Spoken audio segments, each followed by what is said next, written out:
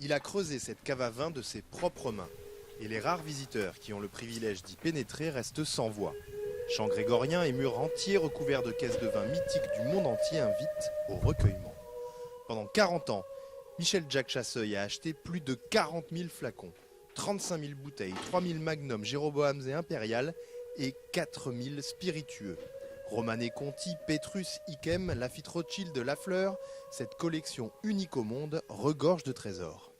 Ça a commencé d'avoir une cave pour boire des bons vins, sur le plan familial. Ensuite, ça a été un classement en tant que collectionneur, parce que je collectionnais la philatélie, les minéraux. Et puis quand j'ai vu que ce classement de collectionneur du plaisir d'avoir une bonne cave, comme on rencontre plein, ça pouvait rapporter de l'argent, à ce moment-là, j'en ai profité pour faire la jonction avec des vins de placement. Un placement que peuvent envier les meilleurs traders. Avec l'arrivée sur le marché dans les années 90 des nouveaux riches russes, américains puis chinois, la valeur de cette collection a été multipliée par 100 en à peine 10 ans. Revers de la médaille, difficile désormais pour Michel-Jacques de continuer à acheter et empêcher les plus grands crus de partir à l'étranger.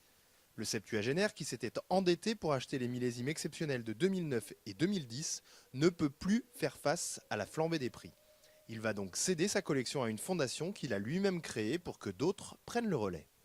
Je vais faire appel à un certain mécénat, et sachant que l'argent de ces mécénats serviront à alimenter la fondation, qui sera, pas ma fondation, mais la fondation Chasseuil, patrimoine de l'humanité.